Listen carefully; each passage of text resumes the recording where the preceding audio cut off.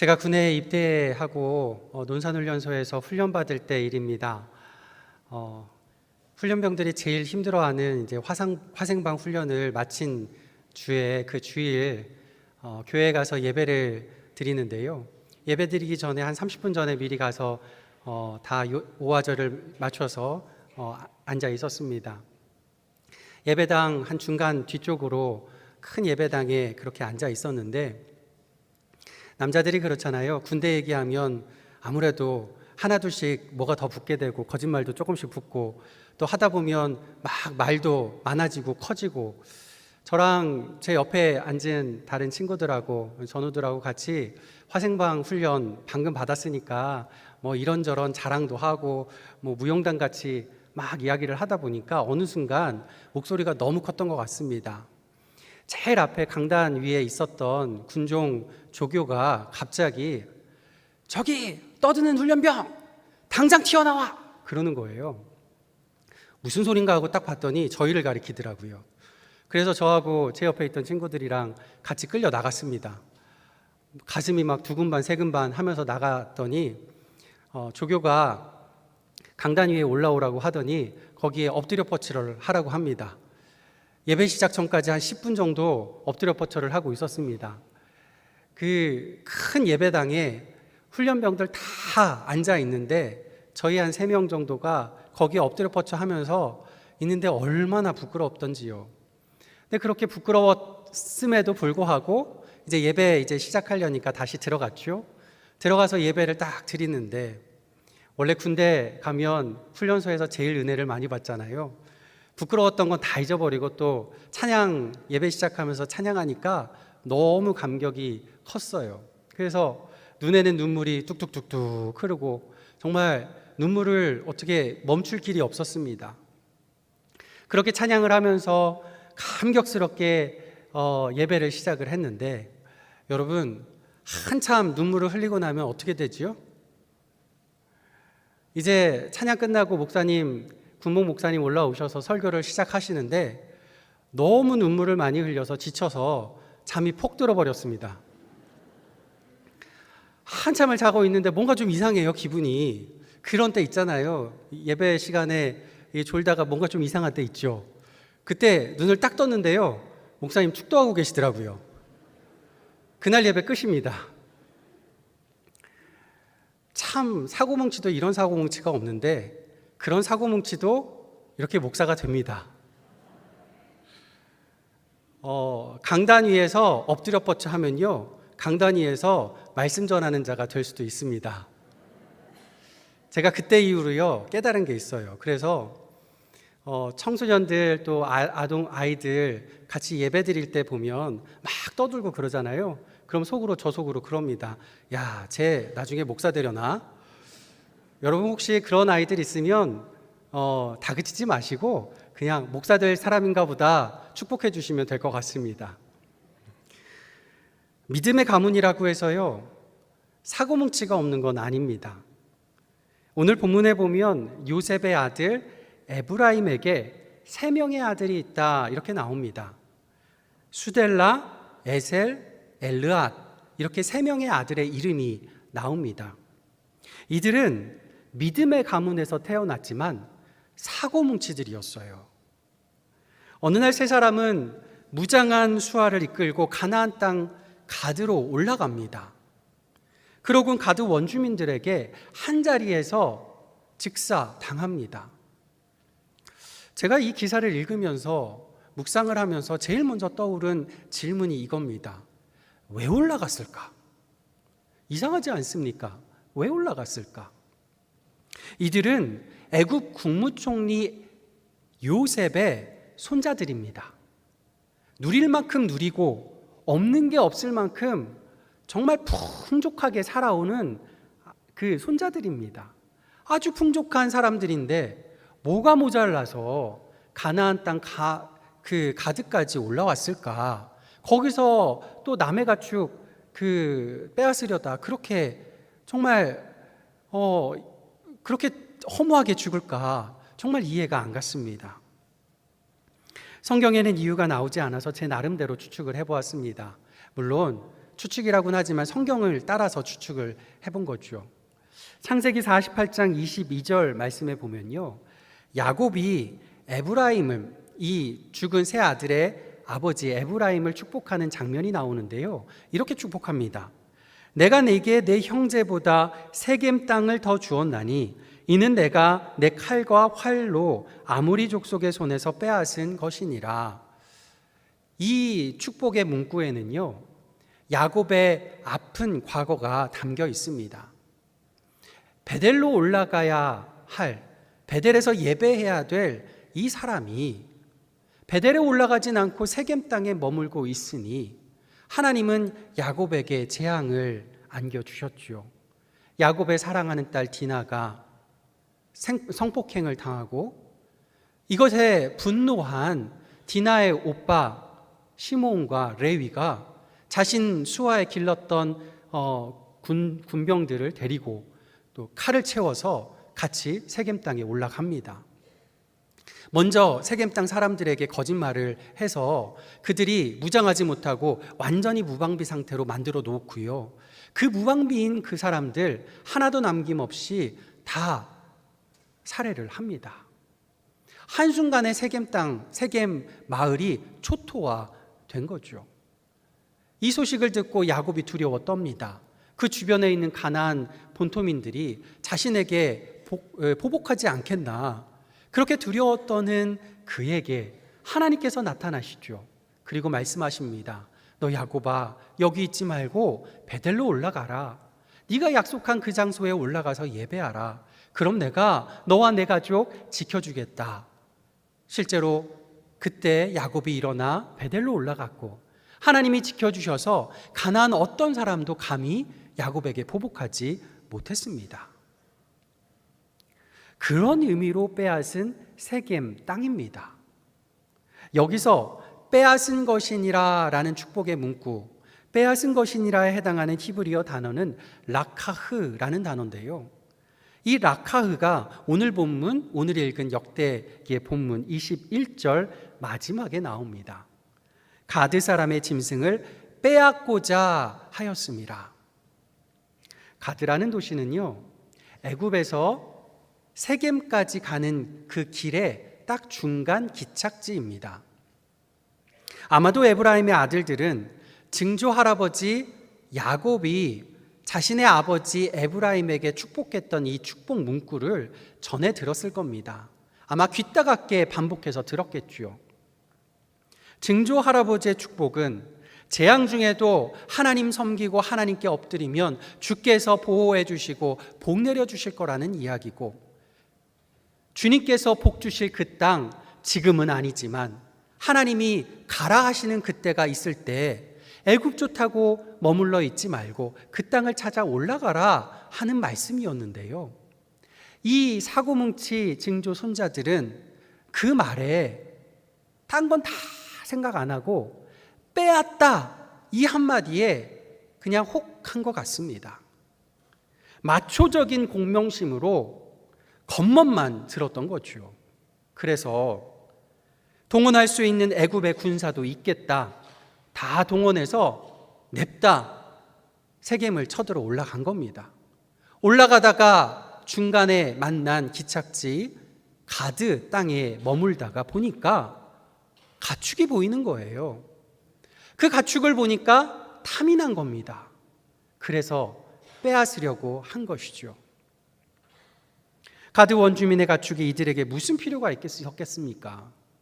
애굽 국무총리의 손자들인데요, 이들에게 아무 쓸데없는 겁니다. 가드 원주민에게 가축은요, 자신의 생활, 생계 기반이고요, 또 가족과 같은 존재였을 겁니다. 그런데 이 에브라임의 아들들에게는 자신의 지나친 욕심을 채워줄 수 있는 그런 지나가는 유흥에 불과했을 겁니다. 이게 바로 악함 아니겠습니까? 히브리어로 악함, 악하다 하는 것은 라아라는 단어인데요, 지난주에 저희가 함께 말씀 나누었던 야베스의 기도도 이 라아, 악함이란 단어가 들어있었죠. 야베스가 기도하기를 환난에서 건져달라 기도했는데 그 환난이 악함, 라하, 라고 말씀을 드렸습니다. 악에서 건져달라 야베스는 기도하고 그 기도에 응답받아 축복을 받았는데, 오늘 본문의 에브라임의 아들들은 스스로 그 악함에 빠져버렸습니다. 그 라라는 단어가 오늘 본문에는 무엇이라고 번역이 되어 있냐면 재앙으로 번역되었습니다. 악함에 빠지고 나니까 재앙에 빠지게 된 것이죠. 허망하게 객사합니다. 악함이 축복을, 자신이 받아 누릴 수 있는 모든 축복을 다 재앙으로 바꾸어 버린 것입니다. 그러나 아무리 사고뭉치라도요, 에브라임 아버지에게는 아들입니다. 아무리 악한 이여도, 아무리 죄인 중에 괴수라도 아버지 에브라임에게는 어쩔 수 없는 사랑하는 자녀, 사랑하는 자식일 뿐입니다. 전혀 준비되지 않은 아들들의 갑작스러운 죽음에 이 에브라임은 오랜 시간 슬퍼합니다. 그렇게 시간이 지나고 다시 아들을 얻게 되는데, 그 전 아들들의 죽음이 어찌나 슬펐던지 아들의 이름을 이렇게 짓습니다. 브리아. 오늘 23절 말씀에 브리아라 이름을 지으면서 그 이름 뜻을 그 집이 재앙을 받았기 때문에 브리아라 이렇게 이름 지었다 말씀합니다. 브리아의 브라는 말은 아내라는 뜻이고요. 안에 있다. 그리고 리아는 라아, 재앙이라는 말을 변형한 말입니다. 그래서 브리아라는 말은 재앙 안에 낳은 아들이다, 이런 말이죠. 그런데요, 브리아를 낳고 난 후에 에브라임의 가문의 운명이 바뀝니다. 재앙 뒤에 축복이 따라옵니다. 먼저 24절에 보면 에브라임이 딸을 하나 더 낳았는데요, 이름을 세라라고 짓지요.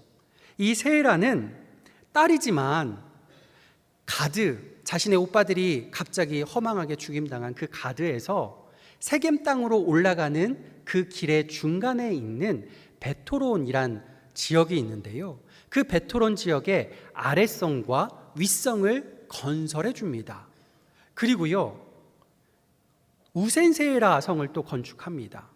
자신의 오빠들은 무장해서 싸움하다가 죽었는데, 그 동생, 죽고 난 다음에 태어난 동생 딸은 그곳에 성을 건축해 주는 은혜를 베풀어 줍니다. 그래서 가나안 사람들이 그 세라의 공적을 인정하고 감사해서 그 세라가 지은 성 하나 이름을 우센세라라, 이 우센세라가 무슨 뜻이냐면 세라의 몫이다, 이렇게 이름을 지은 겁니다. 가나안 그 민족이, 그전에는 그 오빠들을 갑작스럽게 죽였던 그 민족이 세라 그 동생을 보고는 이곳은 당신이 차지할 땅입니다, 당신의 것입니다, 당연한 몫입니다, 이렇게 인정까지 해준 것이죠. 하나님께서 선물로 주신 세계만 마을들을 잘 다스려서 훌륭한 리더가 되었다는 겁니다. 재앙 뒤 찾아온 축복은 이에 그치지 않았습니다. 25절에서 마지막 27절까지 보시면요, 재앙 중에 낳은 브리아의 아들, 그리고 그의 아들, 그의 아들 8대손까지 내려오는데요, 마지막 8대손 이름이 뭐죠? 여호수아. 모세를 이어 이스라엘의 지도자가 된 하나님의 사람 여호수아. 가나안 전쟁, 정복 전쟁 선봉에 서서 대승을 거둔 민족의 영웅이자 에브라임 가문의 자랑스러운 영웅이 재앙 중에 낳은 아들을 통해 나오게 됩니다. 이처럼요, 축복의 사람, 축복의 가문, 축복의 자리라도 교만하여 악한 길로 나아가면 그 축복이 재앙으로 바뀌게 됩니다. 그러나 재앙 중에도 우리가 통회하는 눈물을 흘리며 믿음의 연단을 통과하면 다시 축복으로 인도되는 하나님의 손길을 경험하게 됩니다. 그럼 이 하나님의 손길, 우리의 삶에서 어떻게 경험할 수 있을까요? 그 해답이 22절에 나옵니다. 22절 말씀 이렇게 말씀합니다. 그의 아버지 에브라임이 여러 날 슬퍼함으로 그의 형제가 가서 위로하였더라. 아멘. 재앙 중에 슬퍼하는 에브라임에게 형제가 위로의 손길을 내어주는데 그것이 하나님의 손길로 경험된 겁니다.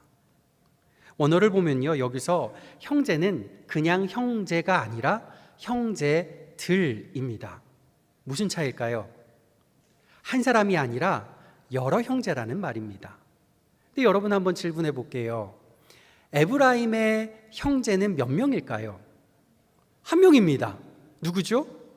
므낫세 한 명뿐입니다. 친형제는 딱 하나입니다. 근데 여기는 형제들이라고 이야기를 합니다. 무슨 말일까요? 에브라임의 삼촌들, 야곱의 아들들, 그 아들들, 삼촌들을 포함해서 또 그 삼촌들이 낳은 자신의 사촌들이죠. 그 낳은 아들들, 사촌들, 삼촌과 사촌들이 다 와서 형제 위로를 해 준 것입니다. 현실적으로 생각해 볼 때요, 이들의 관계가 썩 좋지 않았을 수도 있습니다. 요즘도 형제들 관계가 나빠지는 이유 중에 가장 큰 이유 중에 하나가 상속권이죠. 친형제가 아닌 에브라임과 므낫세만 봐도요, 할아버지 야곱이 에브라임과 므낫세를 축복해 줄 때 어떻게 축복하죠? 요셉이 형 므낫세를 아빠 야곱의 오른손에, 그리고 동생 에브라임은 왼손에 놓습니다. 그 이유는 이 당시에는 오른손이 축복의 손이요, 능력의 손이요, 장자를 계승하는 그런 능력의 손이라고 생각을 했어요. 그러니까 당연히 장자는 므낫세니까 오른손 쪽에 놔뒀습니다. 근데 야곱은 어떻게 합니까? 요셉의 마음을 아는지 모르는지 이상하게 손을 어긋맡깁니다. 굉장히 불편하게 축복을 내려줍니다. 요셉이 그러지 말라 하는데 내 맘이야 그럽니다. 므낫세 입장에서는 어떨까요? 축복을 받긴 받았는데 형이 동생이 된 겁니다. 기분 나쁘죠. 평생 찜찜한 축복이었을 겁니다. 게다가요, 야곱이 10자녀, 레위를 뺀 10자녀에게 한 지파씩 지파 상속권을 상속해 주었는데요, 요셉에게는 장자가 아님에도 장자 상속권을 허락해 줍니다. 장자는 2배를 받게 되죠. 2배, 그러니까 2개의 지파 상속권을 받게 됩니다. 그 2개의 지파가 어디로 가느냐? 요셉이 아닌 요셉의 아들, 2 아들에게 갑니다. 에브라임과 므낫세가 그래서 삼촌들과 동일한 위치에서 지파를 받게 됩니다. 그 말은 뭐냐? 우리나라식으로 하면 그겁니다. 문중에서 삼촌과 조카가 있는데 조카 보고 삼촌들하고 동일한 학렬자를 쓰라는 겁니다. 삼촌들하고 맘먹으라고 해요. 말이 됩니까? 거기다가 문중재산을 나누는데 삼촌들하고 조카하고 똑같이 나눕니다. 삼촌들이 무슨 생각을 할까요? 기분 나쁘죠.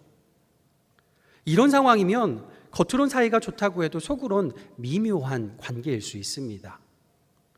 이런 상황에서 에브라임이 재앙을 만났다. 어떨까요? 사촌이 땅을 사면 어디가 아프죠? 신기하게 배가 아파요. 이건 참 배가 대단한 능력을 가진 겁니다. 사촌이 땅을 샀는지 안 샀는지 바로 알아요. 근데요, 그렇게 사촌이 산 땅이 사기 맞은 땅이라 강남 금싸라기 아파트를 샀는데 갑자기 곤두박질 칩니다. 그러면 아프던 배가 어떻게 되죠? 신기하게 나요. 어느 병원에 가도 안 났던 그 병이 나요. 그리고 뒤돌아서서 미소를 짓지요. 이게 사람이에요. 그런데 에브라임의 형제들은 에브라임을 찾아와서 인간적인 그런 위로를 하는 게 아닙니다. 진정한 위로, 하나님의 위로, 하나님의 손길이 되어 주었습니다. 믿음의 공동체의 위로, 하나님의 손길은 아픈 자, 마음 상한 자를 위로해주는 하나님의 역사가 될 줄 믿습니다. 그렇게 위로받은 에브라임, 위로의 두 자녀를 낳고 이름을 브리아와 세라라고 지었다고 했지요. 브리아, 아까 전에 리아가 라에서 온 말이다 해서 재앙 중에 낳은 아들이다, 오늘 본문에 그렇게 해석을 하고 있는데, 사실 리아라는 말 자체는 친구라는 뜻입니다. 그러니까 친구와 함께라는 뜻이 되기도 합니다. 그리고 세라라는 말은 여자 친척이라는 뜻입니다. 그러니까 에브라임이 자신의 아들들이 죽임당함에 슬퍼할 때 형제들의 위로를 받고 나서 낳은 아들, 딸 이름을 통해서 재앙 중에서도 내 형제자매가 나에게 친구가 되어, 내 친족이 나의 친구가 되어 나를 위로해주고 하나님의 손길이 되어 나를 위로해 주어서 내가 회복되었노라 하는 고백이 그 이름에 담겨 있었던 겁니다. 역대기 기자가 살던 당시에 이스라엘 자손들은요, 저주의 땅이었던 바벨론에서 이제 축복의 땅 예루살렘으로 회복해서 돌아오게 되었습니다. 그들 중엔 에브라임 지파와 같이 포로 이전에는 너무나 융성했던 잘 나갔던 지파였는데 이제는 쪼그라들 대로 쪼그라들어서 보이지도 않는 연약한 지파가 된 그런 사람들도 있었고요. 그 반대인 경우도 있었습니다. 같은 재앙 중에도 슬픔을 당한 가정도 있고 그렇지 않은 가정도 있었습니다. 미묘한 관계에 놓여 있는 재앙 뒤 축복의 자리에 선 그들에게 하나님은 가르쳐 주시려는 것이었죠. 너희는 축복의 사람이다. 그런데 그 축복의 사람이 어떤 사람인지 아느냐? 축복의 사람은 재앙을 만난 형제 자매에게 하나님의 손길이 되는 위로가 되는 사람인 것이다. 오늘 본문을 통해서 말씀해 주십니다. 믿는 우리도 예상하지 못한 재앙을 만날 때가 있습니다. 이 재앙의 슬픔이 너무 깊어서 누구도 내 눈물 닦아주지 못할 것 같은 때도 있습니다. 하지만 우리 눈물을 닦아주시는 분 계시지요.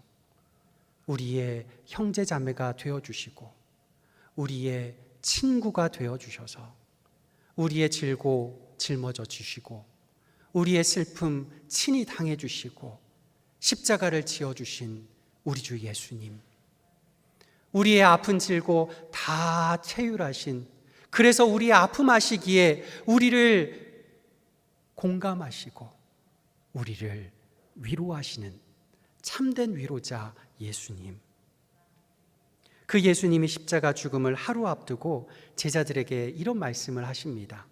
요한복음 14장 16절입니다. 이제 곧 내가 너희를 떠날 텐데 두려워하지 말아라. 내가 아버지께 구하겠으니 그가 또 다른 보혜사를 너희에게 주사 영원토록 너희와 함께 있게 할 것이다.